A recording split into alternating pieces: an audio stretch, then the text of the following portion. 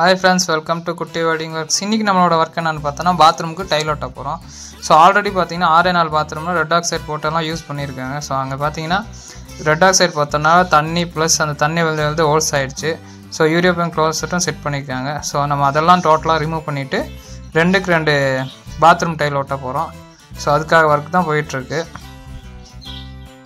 Closure remove பண்ணிட்டோம். So ட்ரைனேஜ்க்கு பைப்பும் கரெக்டாக close பண்ணிடலாம், ரிமூவ் பண்ணிடலாம், ரெடி பண்ணிட்டோம். நெக்ஸ்ட் என்ன பண்ண போகிறோம்னா ரெட் ஆக்சைடு போட்டிருந்தாலும் நம்ம உடைக்காமல் கட்டிங் மிஷின் யூஸ் பண்ணி என்ன பண்ணோம்னா கிராஷ் பண்ண போகிறோம். கிராஷ் பண்ணிட்டு தான் நம்ம டைல் ஓட்ட போகிறோம். ஸோ ரெட் ஆக்சைடு போட்டுக்கிறதுனால அதை தட்டி உடச்சா வேலை ரிஸ்க் அதிகம். ஸோ அதனால் என்ன பண்ண போகிறோம்னா கட்டிங் மிஷின் ஓட்டி காடியாக கிராஷ் பண்ண போகிறோம். ஸோ செவரில் எவ்வளோ ஹைட்டுக்கு வருதோ ப்ளஸ் ஃப்ளோர்லலாம் நல்லா கிராஷ் பண்ணி விட்டுறோம்.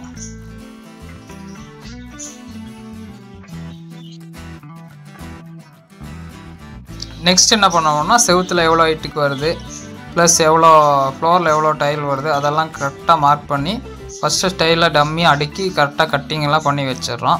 எல்லாம் பண்ணி ஃபைனல் வச்சுட்டு ஃபைனலாக என்ன பண்ணுவோம்னா எந்த டைல் எங்கே இருந்துச்சுன்னு கரெக்டாக மார்க் பண்ணி வச்சுட்டு நம்ம சிமெண்ட் கிரவுட்டை ரொம்ப லூஸ் இல்லாமல் மேக்ஸிமம் ஒரு மீடியம் திக்னஸ்ஸு மிக்ஸ் பண்ணிவிட்டு ஃபுல்லாக பேக் சைடு ஃபுல்லாக நல்லா அப்ளை பண்ணோம். ஓவர் அப்ளை பண்ணாமல் ஒரு மீடியமாக அப்ளை பண்ணால் போதும். ஏன்னா நம்ம கிராஷ் பண்ணியிருக்கனால மீடியமாக தான் போய் லாக் ஆகும்.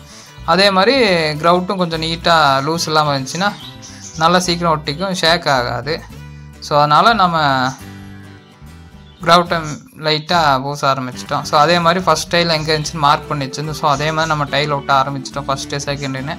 ஸோ கிளியராக கரெக்டாக ஒட்டிட்டு வந்துட்டுருக்கோம். கரெக்டாக டம்மியில் வச்சு கரெக்டாக டைலை கரெக்ட் பொசிஷனில் டம்மியாக வச்சுட்டு ஸோ அதுக்கப்புறம் கரெக்டாக ஃபிக்ஸ் பண்ணிவிட்டு அதுக்கப்புறம் நம்ம மேலே சுற்றிலோ இல்லை ஏதாவது வெயிட்டான பொருள் வச்சு தட்டினோன்னா கரெக்டாக ரொம்பலாம் அடிக்கக்கூடாது. மேக்ஸிமம் அந்த கிரவுட் லைட் லூஸாக இருந்தாலே இப்போ ஆட்டோமேட்டிக்காக லாக் ஆயிரும்.